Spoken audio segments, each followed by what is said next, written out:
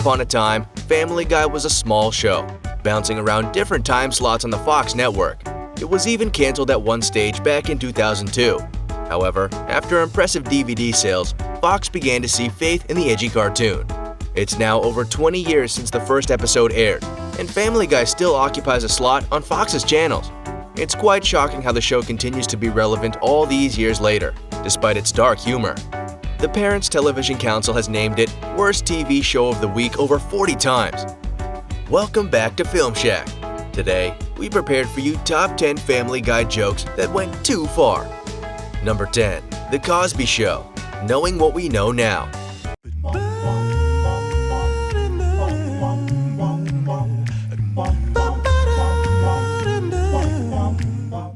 In the episode Peter's Sister, which aired November 2015, the cast sits around the television and watches, as the announcer describes it, The Cosby Show, knowing what we know now.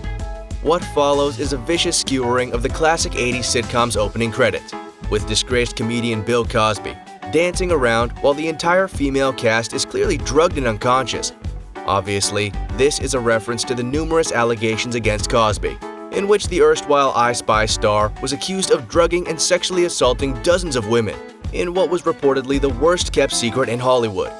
This is a case where the animation medium allows satire to be as over-the-top as possible in getting its message across.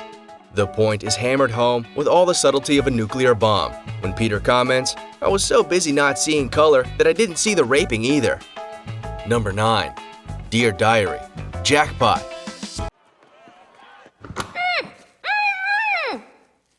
Dear Diary. Jackpot. There's no getting around this fact. Quagmire is a world-class scumbag. The legend goes that Cleveland Brown got his own spin-off instead of Quagmire because the latter is basically a rapist, a caricature of the swinging party animals of the Rat Pack era. That's probably why he looks so much like Bob Hope. Quagmire has had a slew of seriously uncomfortable moments, especially in the early years of Family Guy, when he was much more of a predator than a merely unrepentant womanizer. Perhaps his most egregious offense came in the closing moments of Season 3, Episode 14, Peter Griffin. Husband, father, brother? To cut a long story short, Stewie kidnaps a teenage cheerleader named Cindy and hides her in a male bathroom. He then proceeds to tie her up and gag her with duct tape. Later in the episode, Quagmire finds this girl who is still tied up in the bathroom. After smiling for a moment, he ponders to himself, "Dear Diary, Jackpot." There is no sugarcoating that he is flat out thinking about raping a defenseless teenager. Number 8. Quagmire murders the Simpsons. All of them.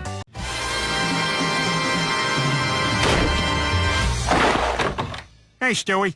Speaking of Glenn Quagmire, his most insanely inappropriate moment was considered so beyond the pale. It was actually cut from the original airing of the episode and only appeared on the DVD and Adult Swim syndicated rerun. In a parody of in-show advertisements, Marge Simpson appears in a promo for her show, The Simpsons, which the characters notice and try to ignore. However, things take a turn when Quagmire shows up and starts getting way too physical with Marge, ultimately chasing her off the screen. When they return, she is utterly charmed by his presumed prowess in bed and invites him to her house for further shenanigans. The scene then cuts to an external view of The Simpsons' house and audio of Homer bursting in on the cheating pair. Glenn pulls out a pistol and murders Homer, and then Marge, followed by Bart and Lisa, and finally, baby Maggie. The scene led to Fox forbidding Family Guy and The Simpsons from taking any further jabs at each other. Number 7. When You Wish Upon a Weinstein. Since I can't give her a slap, I need a Jew. The first of 2 banned episodes of Family Guy. This was originally intended to be the 3rd season finale, but was pulled by Fox due to fears of its perceived anti-Semitic bent. In hindsight, the controversy is silly, as the episode is fairly tame by Family Guy standards, and much of the humor is mostly in the good-natured variety. In When You Wish Upon a Weinstein, Peter prays to God for a Jewish person to enter his life and fix his dire financial situation. Almost immediately, he makes friends with a Jewish accountant, who turns his life around. With tons of Jewish humor thrown around, including the revelation that Optimus Prime is in fact Jewish. The centerpiece of the episode is the song, I Need a Jew, in which Peter wistfully wishes for one of God's chosen to enter his life. It ends with the lyric, Even though you killed my lord, I need a Jew. Simultaneously cringe-inducing and knee-slapping, it's one of Family Guy's best musical moments. Number 6. Partial terms of endearment. We were wondering if you would be our surrogate. Oh my God. You want me to carry your child? Yes.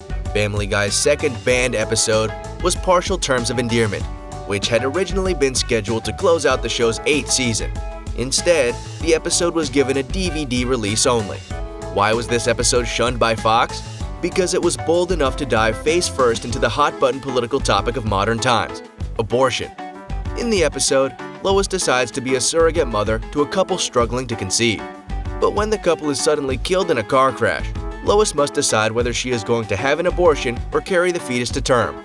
The episode ends with Peter bluntly stating, "We had the abortion," before an abrupt cut to black. It's actually a fairly nuanced episode which explores the abortion debate, which had seemingly been settled by the landmark Roe v. Wade Supreme Court decision all the way back in 1973. Number 5. Michael J. Fox's Shakiness. See, he has this disease, and it makes him shake a lot, and what with all the shaking, he spilled his wine all over my shirt, and my shirt was ruined. Michael J. Fox is best known for his iconic portrayal of Marty McFly in Back to the Future. But he is also an outspoken advocate for Parkinson's disease, with which he has been suffering for decades. The most overt symptom to the illness is uncontrollable shaking, something which Family Guy mined for comedic potential. In the episode Teagues for Two, Peter says his shirt was ruined by Michael J. Fox at a wine tasting party. Rather than the usual cutaway, it instead cuts to Peter with a gray backdrop, explaining the circumstances of Fox's disease and the poor taste of the joke, but then shows a check, signed by Fox, and then he shows the clip anyway. It's as uncomfortable as it is admittedly hilarious. Fox himself wouldn't likely object to the humor of Family Guy. He had fun with his ailment in his side-splitting guest appearance in Curb Your Enthusiasm, in which he uses his Parkinson's as an excuse for being a jerk to Larry. Number 4. Terry Schiavo, the musical. Oh, Terry Schiavo is kind of alive-o. What a lively little bugger. Maybe we should just unplug her. The opening scene of Peter harassment is largely disconnected to the rest of the episode, but it's memorable for being one of the most tasteless moments ever to be aired on Family Guy. It involves Stewie's preschool class putting on a production of Terry Schiavo the musical. The chorus of the song goes, "Terry Schiavo is kind of a live-o," and makes reference to her mashed potato brain, before calling her the most expensive plant you'll ever see. For those who don't remember, Terry Schiavo was a woman who spent 15 years in a vegetative state, with her parents fighting with her husband over whether she should be kept on life support or not. Her story made national headlines and sparked the debate over right-to-life cases. She died on March 31, 2005, 15 days after having her feeding tube removed, and Peter harassment aired almost 5 years later, on March 21, 2010. Number 3. Vote for Lois, unless...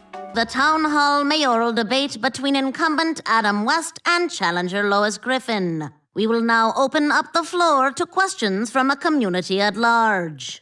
In It Takes a Village Idiot and I Married One, aired in 2007 as part of Family Guy's 5th season, Lois Griffin decides to run for mayor against Adam West, playing an over-the-top cuckoo version of himself.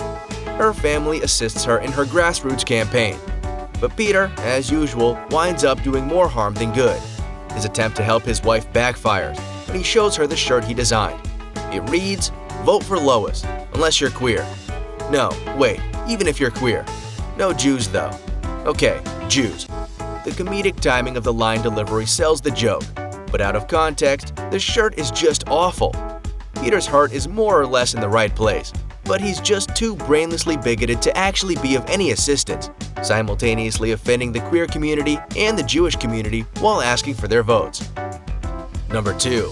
JFK Pez Dispenser. Take him out. Now! Check it out. It's a John F. Kennedy Pez Dispenser.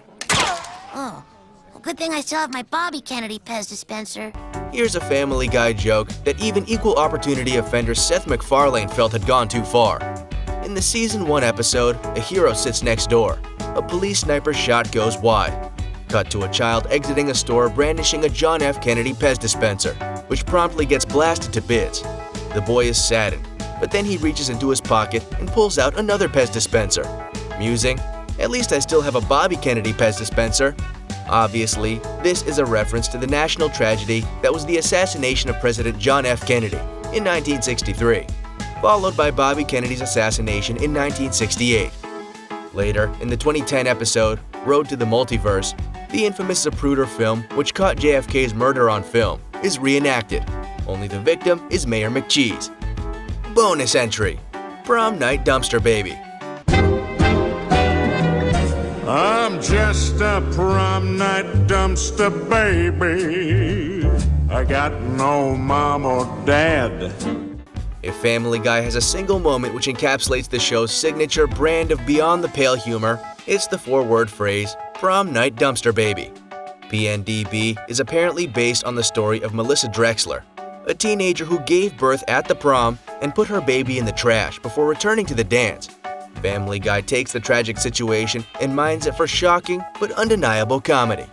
Poor Prom Night Dumpster Baby sings a bluesy big band tune about not having any parents, swinging his umbilical cord like a dancer's baton, while backed up by other Prom Night Dumpster Babies, with lyrics like, "My story isn't long, but boy it's awfully sad," and "I miss my mom but she's at the prom."